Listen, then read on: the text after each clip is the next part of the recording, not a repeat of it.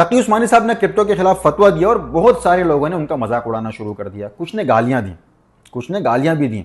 استغفر اللہ۔ اللہ جانے کیسا ان کا اسلام ہے، کیسا ان کا ایمان ہے، کیسے مسلمان ہیں، کس نبی کو مانتے ہیں کہ جیسے ہی اللہ اور رسول کی بات ان کے سامنے رکھی جائے تو یہ فوراً تان و تشنی شروع کر دیتے ہیں، علماء کو گالیاں بکنا شروع کر دیتے ہیں، بغیر علم کے ہی سارے دلائل سارے حوالے رد کر کے اپنی کہے جاتے ہیں۔ بس شہباز گل الگ لگا ہوا ہے، بلکہ تحریک انصاف والوں کو تو ذرا سوچنا چاہیے کہ ان کی پارٹی کے حمایتی یوٹیوبرز آخر علماء کے خلاف اتنا کیوں بولتے ہیں بھائی۔ لیکن علماء سے محبت کرنے والے دل چھوٹا نہ کریں، یہ پہلی دفعہ نہیں ہو رہا اور نہ یہ آخری دفعہ ہو رہا ہے، یہ سلسلہ ازل سے ہے اور ابد تک چلے گا، یہ بات طے ہے، کیونکہ حزب اللہ اور حزب الشیطان یہ تو رہیں گے قیامت تک۔ انبیاء جب اللہ کا پیغام سناتے تھے تو ان کا بھی مذاق اڑایا جاتا تھا، آخری نبی صلی اللہ علیہ وسلم کا مذاق اڑایا گیا، ان کو پتھر مارے گئے، ان کو جادوگر اور مجنون کہا گیا، نعوذ باللہ۔ تو علماء بھی انبیاء کے ہی وارث ہیں، تو وارث کو تو پھر ہر چیز میں حصہ ملتا ہے۔ انبیاء کے وارثوں کو وراثت میں علم کے ساتھ ساتھ گالیاں دینے والے اور مذاق اڑانے والے مخالفین بھی ملے، بس آپ ڈٹے رہیں۔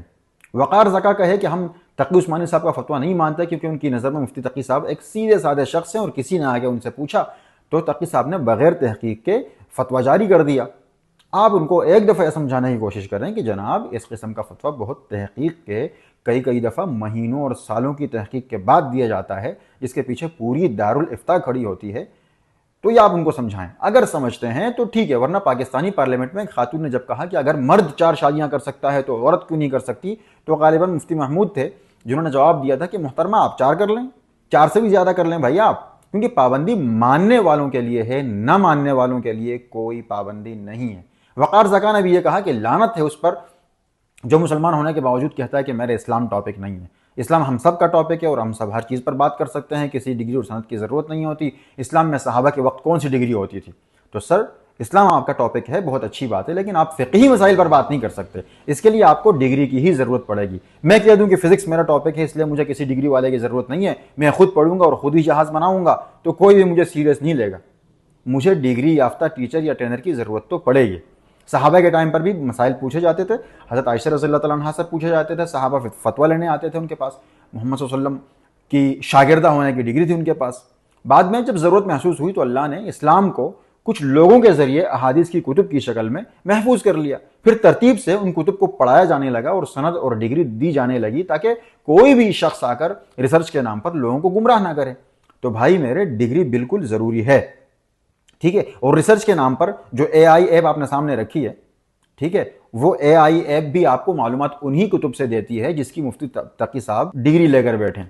آپ اکیلے کی ریسرچ سے زیادہ ہمیں دارالافتاء کے بہت سارے مفتیان کرام کی ریسرچ پر بھروسہ ہے، یہ بات یاد رکھنا آپ۔ تو وقار زکا صاحب آپ کو کرپٹو کا کام کرنا ہے آپ کریں، کیونکہ پابندی تو ماننے والوں کے لیے ہے، آپ کے لیے اگر کرنا تو آپ کریں، نہ ماننے والے تو سود بھی کھاتے ہیں، زنا بھی کرتے ہیں، شراب بھی پیتے ہیں، کرپٹو بھی کر لیں گے تو کوئی فرق نہیں پڑتا انہیں۔ بہرحال میں اپنی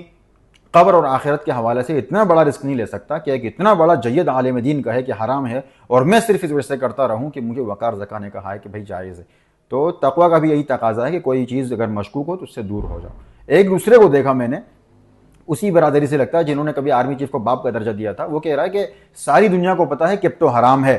آپ ہمیں کرپٹو اور مسواک کا سائز بعد میں بتانا، پہلے یزیدیت یعنی موجودہ فیلڈ مارشل اور حکومت کے خلاف بولو۔ تو بھائی آپ جس دن پاکستان آ کر یزیدیت کے خلاف خود بولیں گے اس دن آپ دوسرے سے بھی گیلا کر سکتے ہیں، تب تک اپنے ویوز کسی اور چیز سے کما لیں آپ، ٹھیک ہے، آپ پاکستان سے باہر بیٹھ کے بات کر رہے ہیں فی الحال۔ باقی آنکھیں کھول کر اگر آپ بھی دیکھیں گے تو نظر آئے مفتی تقی صاحب کا جو سیاسی ونگ ہے نا، یعنی مولانا فضل الرحمان صاحب کی جماعت سیاسی معاملات کو بخوبی سنبھال رہی ہے، لیکن میری ویڈیو تو ان لوگوں کے لیے ہے جن کے دلوں میں علماء کے لیے محبت ابھی بھی باقی ہے۔ خدا را اپنے دلوں میں علماء کی محبت کی یہ چنگاری بجھنے نہیں دینا کبھی۔ سوشل میڈیا کے انفلوئنسرز آپ کے استاد نہیں ہیں، انہوں نے سوشل میڈیا اکاؤنٹس اس لیے نہیں بنائے تھے کہ آپ کو فائدہ پہنچائیں گے، دنیاوی فائدہ یا آخروی فائدہ، بلکہ اپنی کمائی کے لیے بنائے ہیں، لہٰذا ان کی باتوں میں نہیں آنا آپ کبھی بھی۔ ہم تو خود جاہل ہیں، لیکن علماء کے لیے دل میں الحمدللہ عزت و احترام کی وجہ سے اللہ نے اس جہالت کے اندھیرے سے محفوظ رکھا ہوا ہے۔ اللہ ہمارے دلوں میں علماء کی محبت ہمیشہ قائم رکھے، میری تو یہ دعا ہے۔ ایک تو بندہ خود عالم نہ ہو، جاہل ہو، اور پھر علماء سے بدظن بھی ہو جائے، ایسی بدبختی سے اللہ بچائے یار، ایسی بدبختی سے اللہ بچائے۔